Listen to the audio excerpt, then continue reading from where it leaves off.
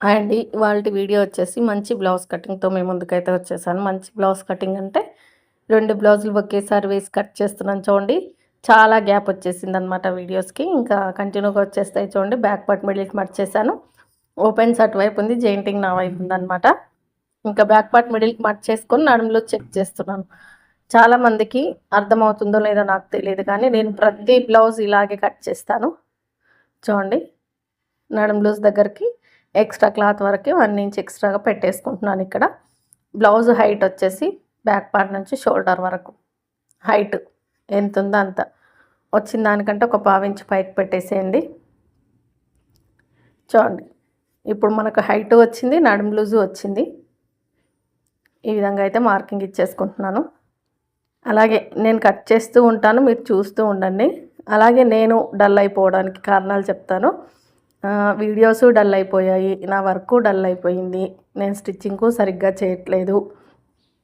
ఎందుకంటే కొంచెం చిన్న చిన్న పనుల వల్ల అటు ఇటు తిరగడం వల్ల స్టిచ్చింగ్ ఆగిపోయింది.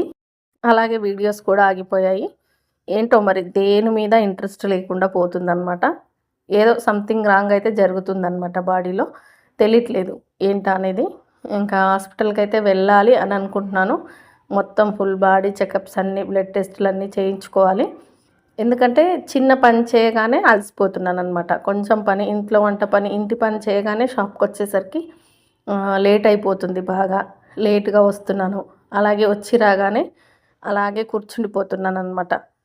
వర్క్ చేయకుండా కూర్చుంటున్నాను. కట్ చేద్దామని ముందు పెట్టుకుంటున్నాను, అవి అలాగే ఉంటున్నాయి, నేను అలాగే కూర్చుంటున్నాను, అలాగే టైం అయిపోతుంది, అలాగే ఇంటికి వచ్చేస్తున్నాను. వర్క్ తీసుకుంటున్నాను కదా, ఇంకా అడిగే వాళ్ళు అడుగుతున్నారనమాట, కుట్టారా కుట్టారని. ఏదో ఒకటి ప్రాబ్లం ఉందని చెప్పడం, వాళ్ళకి ఏదో ఒకటి అబద్ధం చెప్పడం అలా అవుతుందనమాట. ఎప్పుడు ఇంతలా డీలా అయితే నేను పడిపోలేదండి. ఎప్పుడు కూడా ఇంత డీలాగా అయితే లేను. కానీ ఇయర్కి కొంచెం కొంచెంగా ఒంట్లో శక్తి అనేది తగ్గుతుందనేది అర్థమవుతుందనమాట. కానీ ఈ సంవత్సరం ఈ ఎండల వల్ల ఏంటో కానీ మొన్నటి వరకు ఒక 10 డేస్ బ్యాక్ వరకు బాగా స్టిచ్ చేశాను. ఫుల్గా స్టిచ్చింగ్ నడిచింది. కుట్టే వాళ్ళకి ఇంట్లో ఒకరిద్దరు నాకు కుట్టిస్తానని చెప్పాను కదా, వర్క్ ఎక్కువగా ఉన్నప్పుడు పంపిస్తానని. వాళ్ళకు కట్ చేసి పంపించాను. ఇప్పుడు వాళ్ళకన్నా కనీసం కట్ చేసి పంపిద్దామంటే కూడా ఇంట్రెస్ట్ రావడం లేదనమాట. అంటే అంత ఓపిక లేనట్టుగా, అంత శక్తి లేనట్టుగా అయిపోయాను. ఎందుకో ఏంటో తెలియట్లేదు. ఈ ఎండాకాలం వస్తే నాకు ఇంకొక సమస్య అండి. మిషన్ మీద ఎక్కువసేపు కూర్చుంటే 2 కాళ్ళు వాసిపోతున్నాయి అన్నమాట. ఇంకా అలా ఎందుకు వాస్తున్నాయి? ఎప్పుడైనా మిషన్ కుడుతూనే ఉంటాం కదా, సంవత్సరం మొత్తం కుడుతూ ఉంటాను. సమ్మర్లో మాత్రమే ఇలా అవుతుంది నాకని నేను అనుకుంటున్నాను, ఎందుకు ఏంటి అని. సర్లే చూద్దాం, ఇంకా హాస్పిటల్కి అయితే వెళ్దామనే ఆలోచనలో ఉన్నానన్నమాట.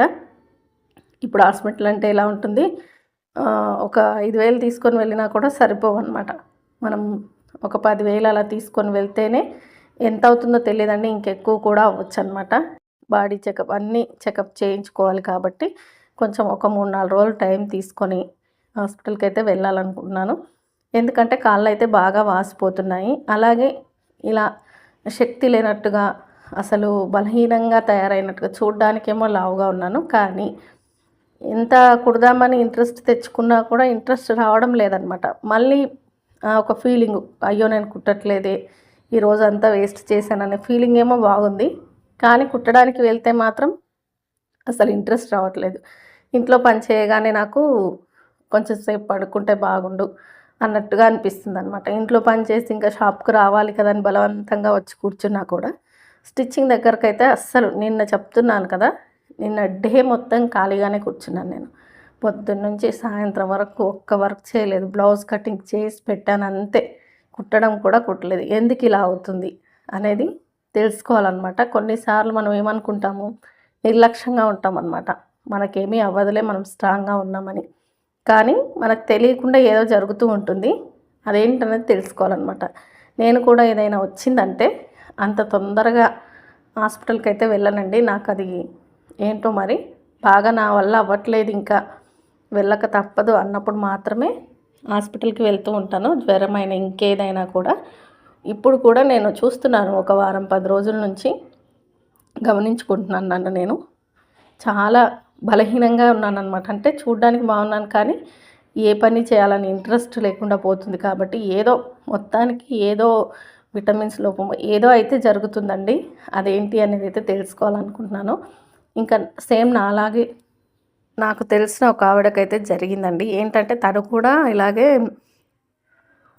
షాప్లో ఉంటుందంట. ఇంకా ఎప్పుడు చూసినా కాళ్ళు వాస్తున్నాయన్నమాట. వాస్తూ ఉంటే ఊరికే షాప్లో కదా కూర్చొని ఉండడం వల్ల వాస్తున్నాయని చెప్పేసి అనుకున్నారంట. ఇంకా తర్వాత ఏంటి ఇది ఎప్పుడు ఇలా అవ్వలేదు కదా, ప్రతిరోజు వాచి ఉండడం ఏందని చెప్పేసి హాస్పిటల్కి వెళ్ళారు. వాళ్ళు చెప్పి దగ్గర నుంచి నాకైతే కొంచెం టెన్షన్ స్టార్ట్ అయిందనమాట. ఎందుకంటే నేను కూడా సేమ్ ప్రాబ్లం ఫేస్ చేస్తున్నాను. అది ఈ సమ్మర్లో మాత్రమే జరుగుతుంది నాకు.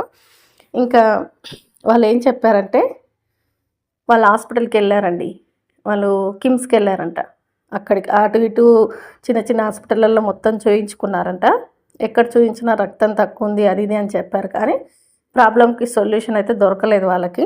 ఇంకా కిమ్స్కి వెళ్ళారంట. కిమ్స్కి వెళ్తే అక్కడ మొత్తం బ్లడ్ టెస్టులు అన్నీ చేసి చూస్తే ఏముందని తెలిసిందంటే థైరాయిడ్ ఉందన్నమాట ఆమెకి. థైరాయిడ్తో పాటు గుండెకి పంపింగ్ అనేది తక్కువగా ఉందంట. అంటే బ్లడ్ సర్క్యులేషన్ అనేది తగ్గిందంట. ఇది అటువంటి ప్రాబ్లమ్స్ ఏదైనా సరే బాడీలో కొంచెం స్టార్ట్ అయినప్పుడే మనకు కాళ్ళ వాపులు అనేవి వస్తాయంట. అస్సలు అలా రాకూడదనమాట. కూర్చొని ఉంటే ఏదో ఒక రోజు ఎక్కువసేపు కూర్చొని ఉంటే రావాలి, కానీ ఇలా ప్రతిరోజు రాకూడదని చెప్పారంట.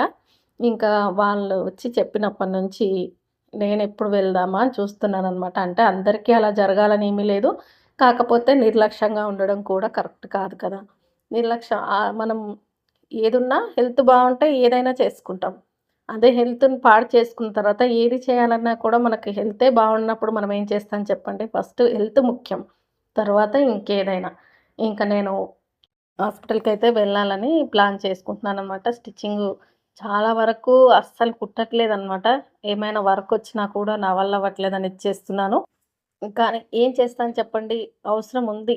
దీని ద్వారా వచ్చిన అమౌంట్ చాలా అవసరం నాకు. కానీ నేనిలా డీలా పడిపోయి ఇంట్లో పని చేయగానే డీలా అయిపోయి మళ్ళీ షాప్‌కొచ్చి ఊరికే కూర్చొని ఇదంతా చూస్తూ ఉంటే ఎందుకిలా జరుగుతుందని ఆలోచిస్తూ టెన్షన్ పడే కంటే కూడా ఒక 2, 3 రోజులు రెస్ట్ తీసుకొని తర్వాత హాస్పిటల్‌కి వెళ్ళి ఖచ్చితంగా మెడిసిన్స్ వాడాలి ఏదైనా ఉంటే అని డిసైడ్ అయ్యాననమాట. కొన్నిసార్లు చాలా నిర్లక్ష్యం చేస్తాను నేను. హెల్త్ విషయంలో అయితే ఏదొచ్చినా కూడా పూర్తిగా నా వల్ల అవ్వట్లేదు ఇంకా అన్న తర్వాతే రెస్పాండ్ అవుతాననమాట. మొత్తం మించుకొచ్చేస్తుందనమాట పైకి.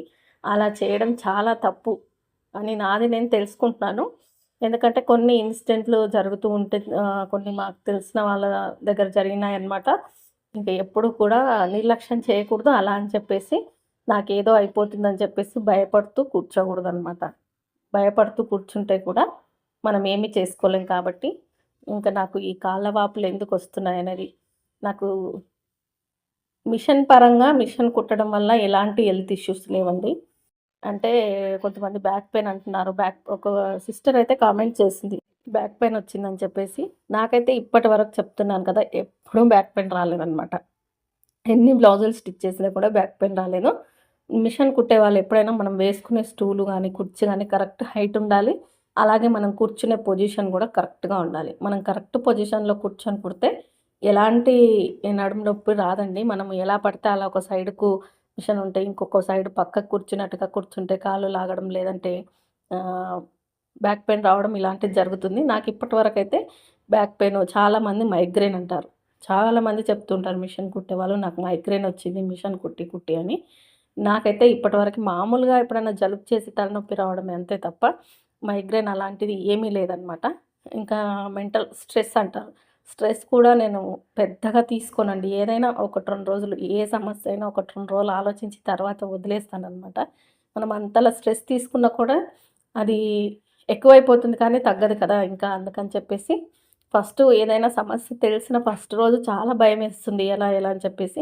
సెకండ్ రోజు కొంచెం తగ్గుతుంది. ఆ తర్వాత మొత్తం తగ్గి దానికి పరిష్కారం ఏందో ఆలోచిస్తాం అంతే గాని ఈ మిషన్ కుట్టడం వల్ల బ్యాక్ పెయిన్ కానీ, లేదంటే ఏమంటారు మైగ్రేన్ కానీ ఇలాంటిదేమీ రాలేదు.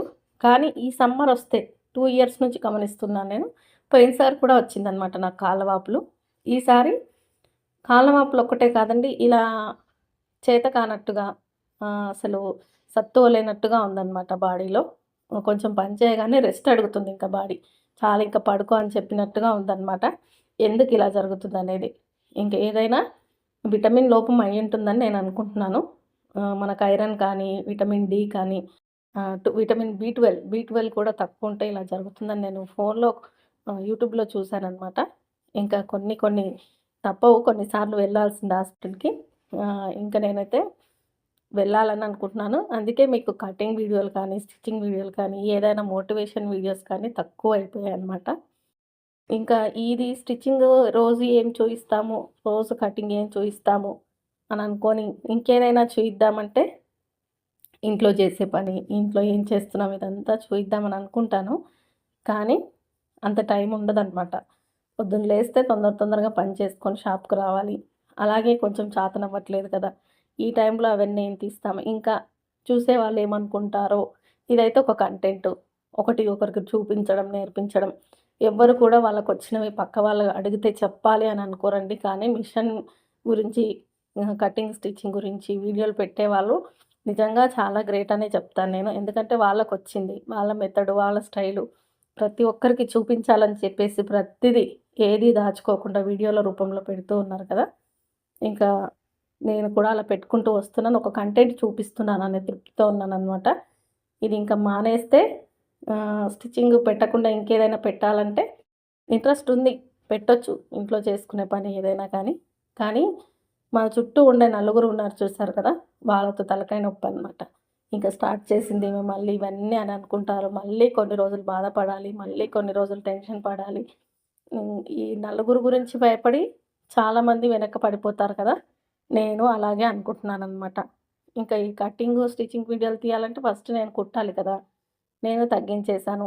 కుట్టినా కూడా ట్రైపాడ్ పెట్టి తీసి, దాన్ని ఎడిటింగ్ చేసి, వాయిస్ ఇచ్చి, అప్‌లోడ్ చేసేంత ఇంట్రెస్ట్ పోయిందనమాట. అంటే వీక్ ఉన్నాననమాట. బాగా వీక్ ఉండడం వల్ల ఇవేవి చేయలేకపోతున్నాను. లేదంటే నేను ఒక్కసారి పట్టుకున్నానంటే దాన్ని ఏదైనా కూడా అది నాకు లాభం వస్తుందా?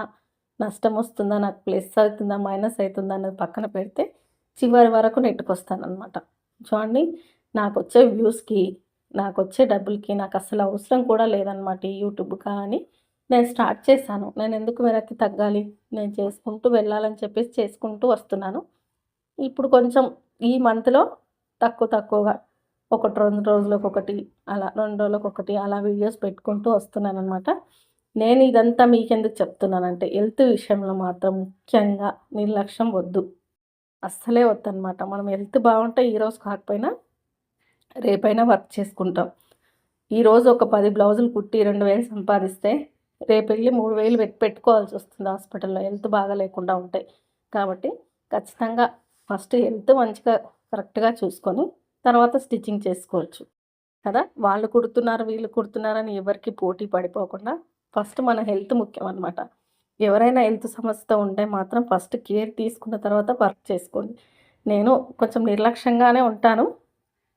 కానీ నాకు తెలిసిన వాళ్ళు చెప్పినప్పటి నుంచి వద్దు ఇంకా చాలు చేసిన నిర్లక్ష్యం. ఒక్కసారి హాస్పిటల్‌కెళ్తే ఎందుకు కాళ్ళు వాస్తున్నాయి? ఎందుకు ఇంత నీరసంగా ఉంటున్నానని తెలుసుకోవాలనుకుంటున్నాను. ఈ వీడియో మీకు ఎంతో కొంత యూజ్ అయింది, నచ్చింది, మీకు యూజ్ అవుతుంది అనుకుంటే మాత్రం లైక్ ఇవ్వండి, సబ్స్క్రైబ్ చేసుకోండి, సపోర్ట్ చేయండి. అలాగే ఐప్ అనే ఆప్షన్ ఉంటుందండి. పాయింట్స్ కూడా ఇచ్చేసేయండి. మీ ఒపీనియన్ కూడా కింద కామెంట్ చేయండి. మీ హెల్త్ ఎలా ఉంది? మీరు ఓకేనా అనేది కూడా నచ్చితే లైక్ చేయండి.